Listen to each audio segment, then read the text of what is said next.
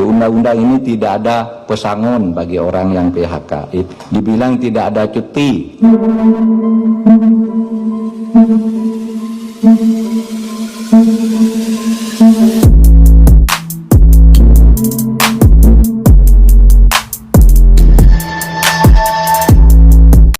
Saya mewakili keseluruhan pemerintah, mewakili kabinet yang dipimpin oleh Presiden Republik Indonesia Bapak Joko Widodo.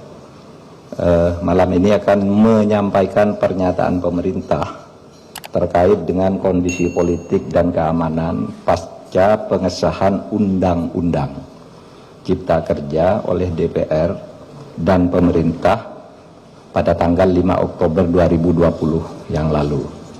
Saya ingin memberi pengantar dulu bahwa Undang-Undang Cipta Kerja itu dibuat untuk merespons keluhan masyarakat dulu bahwa pemerintah itu lamban di dalam menangani proses perizinan berusaha, peraturannya tumpang tindih dan sebagainya. Itu dulu. Oleh sebab itu lalu dibuat undang-undang yang sudah dibahas lama di DPR, itu semua sudah didengar, semua fraksi ikut bicara. Kemudian pemerintah sudah berbicara dengan semua serikat buruh berkali-kali di kantor ini, kantor Menko Polhukam, dan di kantor Menteri Perekonomian, kemudian pernah di kantor Menteri Tenaga Kerja. Jadi sudah bicara sebenarnya dan sudah mengakomodasi, meskipun tidak 100% dari hasil diskusi itu ditemukan jalan tengah akomodasi.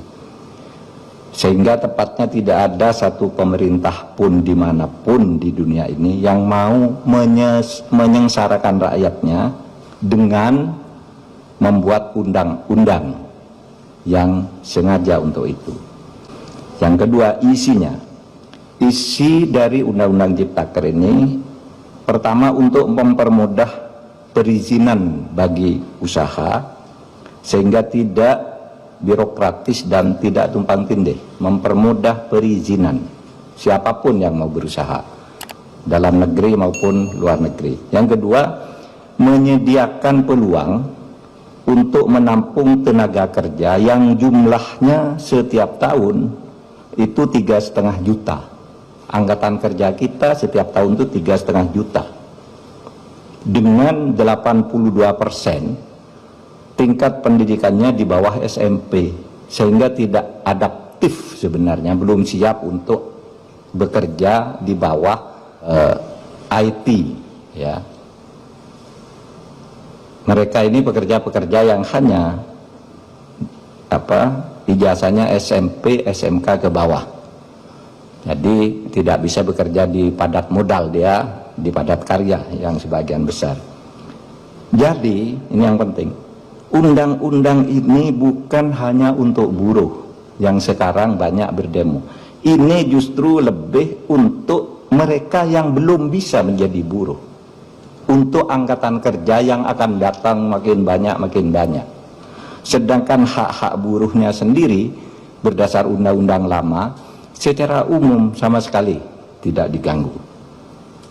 Kemudian tentu untuk memberantas korupsi di birokrasi melalui pengurusan yang bertele-tele, sekarang disederhanakan agar tidak ada korupsi, tidak ada pungli dan sebagainya. Yang sekarang ramai karena banyak hoax, misalnya di undang-undang ini tidak ada pesangon bagi orang yang PHK. Itu tidak benar. Pesangon justru ada. Dibilang tidak ada cuti, tidak cuti haid, cuti hamil dan sebagainya. Di sini ada di undang-undang ini. Dibilang mempermudah PHK, itu tidak benar juga. Karena justru sekarang PHK itu harus dibayar kalau belum putus di pengadilan. Oleh sebab itu di undang-undang ini ada jaminan kehilangan pekerjaan. Ini dibilang tidak ada. Hoax yang banyak. Bahkan ada yang mengatakan pendidikan dikomersialkan. Ketahuilah bahwa 4 undang-undang pendidikan, 4 undang-undang di bidang pendidikan sudah dicabut dari undang-undang ini karena aspirasi. Sesudah diskusi-diskusi, oh tolong Pak keluarkan tuh undang-undang, sudah kita keluarkan.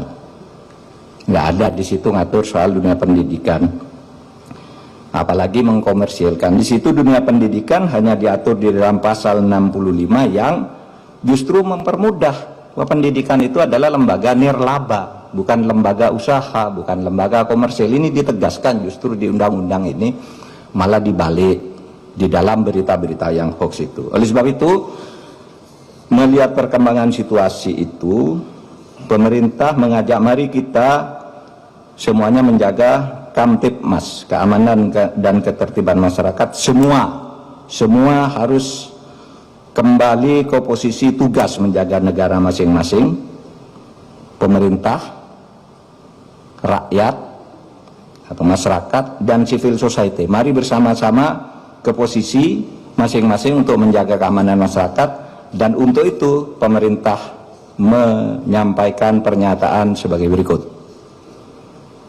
Pernyataan pemerintah terkait dengan kondisi politik dan keamanan pasca pengesahan Undang-Undang Cipta Kerja oleh DPR dan pemerintah pada tanggal 5 Oktober 2020 yang lalu.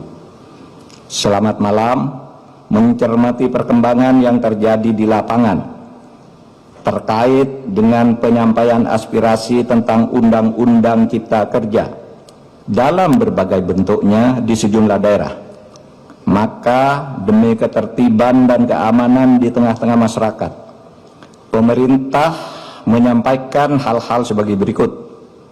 1. Undang-Undang Cipta Kerja dibentuk justru untuk melaksanakan tugas pemerintah dalam membangun kesejahteraan masyarakat melalui penciptaan lapangan kerja yang semakin banyak, perlindungan terhadap buruh, penyederhanaan birokrasi, dan kemudahan berusaha, serta untuk melakukan pemberantasan korupsi dan pungli, dan pencegahan tindak pidana korupsi lainnya.